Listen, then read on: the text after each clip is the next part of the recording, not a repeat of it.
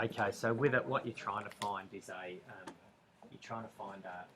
expression or a formula that you can create out of it.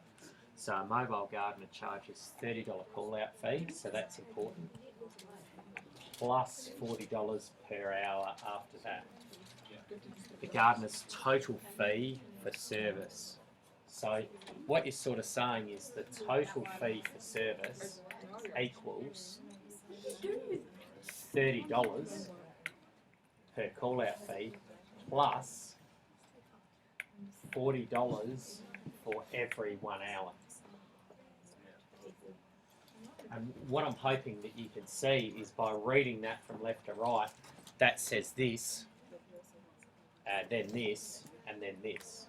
So you're always trying, Liam, to get sort of an equation written, all right, where you've got something on this side, an equal sign, and then a bit of an expression.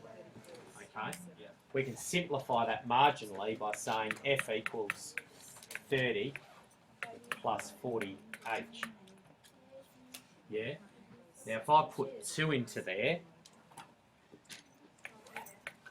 times 2, 40, that's 80 plus, then F would have equaled $110, and hopefully that's what you got out of it.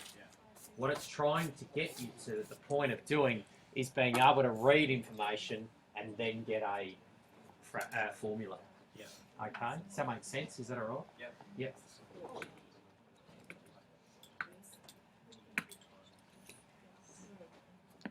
Okay, the volume of a cone with a base radius and height h is given by that formula. Find the volume of the cone. So you'll be able to do that, okay? Yep. And so then it says the height.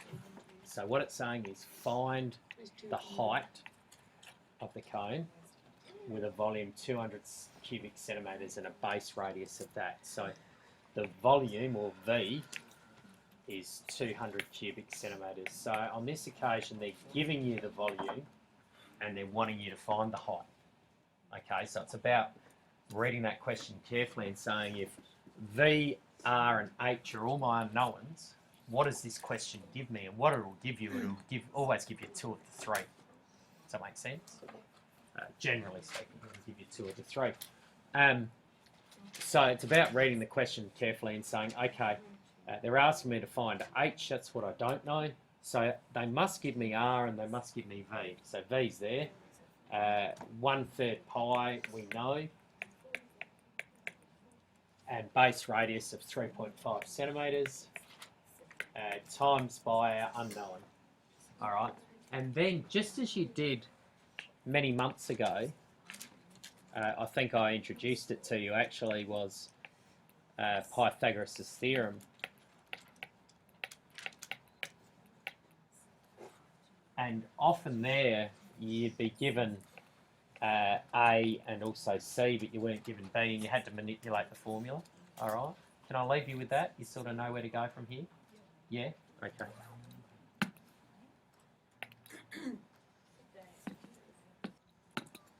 Okay, so simple interest formula.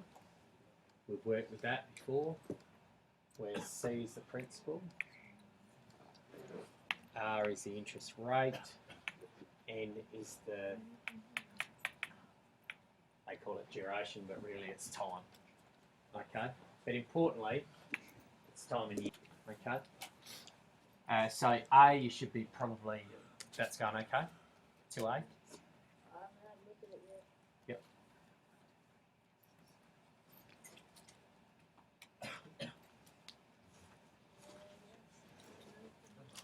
Okay, so they're asking you what would be the simple interest earned, freezes,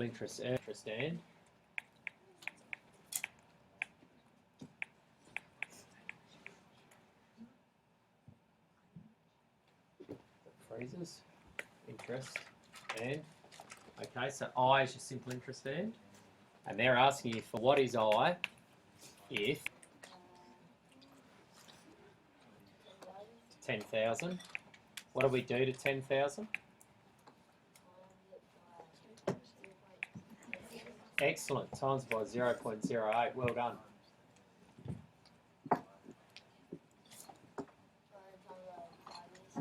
times it by the 5 years. Okay, that will give you your total simple interest. All right, so that's not a real problem. The challenge comes when they ask find the rate. So where we had I equals CRN, okay, what they want you to now find is that. All right, and you can be confident that they, in the question, give you this, and give you this. So they'll give you the 3 or the 4, and you have to find the 4th. Just as you did here, except in this occasion, the unknown was out there, and if you did this, you could get what it equals. With this one, you have to jumble it around a little bit to find what it equals. All right, which you have done earlier this year. One example is with Pythagoras' theorem that I introduced to you. C squared equals A squared plus B squared. And sometimes you weren't given B, or sometimes you weren't given A, and you had to shuffle it. Okay? Does that make sense? Yeah. Can I leave you with that? Yep.